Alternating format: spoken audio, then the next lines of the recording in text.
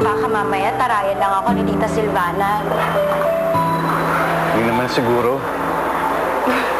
Gusto ko nga talaga magpunti, kaya lang wala naman akong isusuot na medyo formal.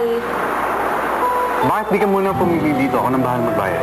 Ako, nakakahiya naman sa'yo. Pero kung imiling na rin ako, kasi parang pinipilit mo naman ako eh.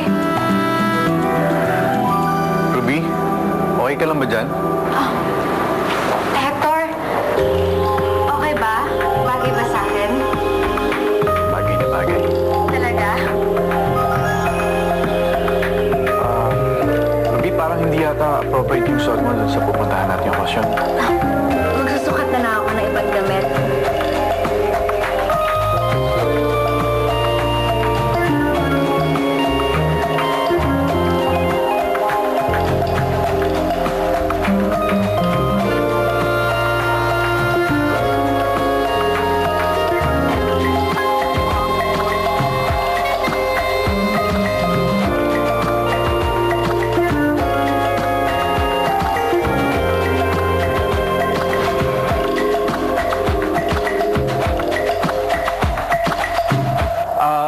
Ruby, okay lang ba kung doon muna ako sa labas?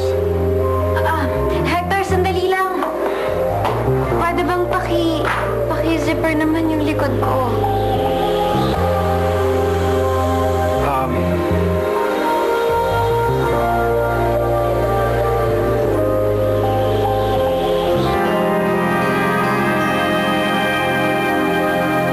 Okay na.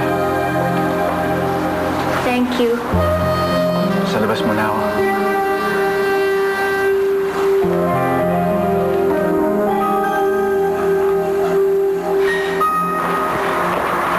Mas okay talaga itong dress na to sa'yo. Talaga? Basta sinabi mong bagay sa akin, type ko na rin yun. Thank you.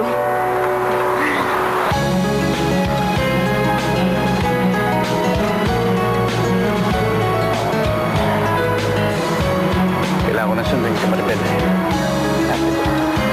Sasabay na ako sa'yo. Pang hapon yung klase ko ngayon eh. Hi! Sorry na late ako, Maribel.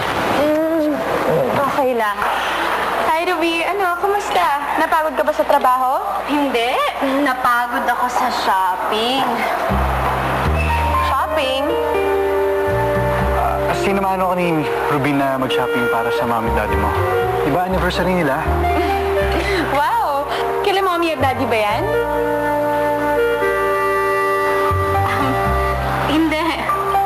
Para sa'yo yan. Binili ni Hector for you.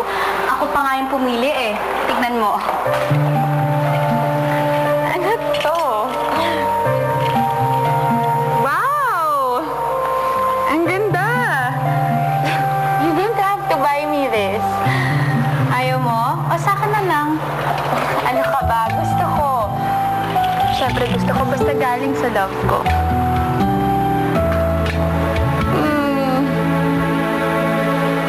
Alam mo, Hector, hindi ko na talaga naiintindihan si Ruby. Bigla na siya naglalamig sa akin. Baka marami lang siya pinagdadaanan. Intindihin mo na lang.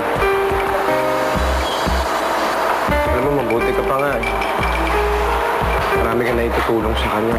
Tinan mo ako, parang wala nang silbi yung mga nagagawa ko para sa kanya o para sa pamilya niya. Kumpira sa'yo.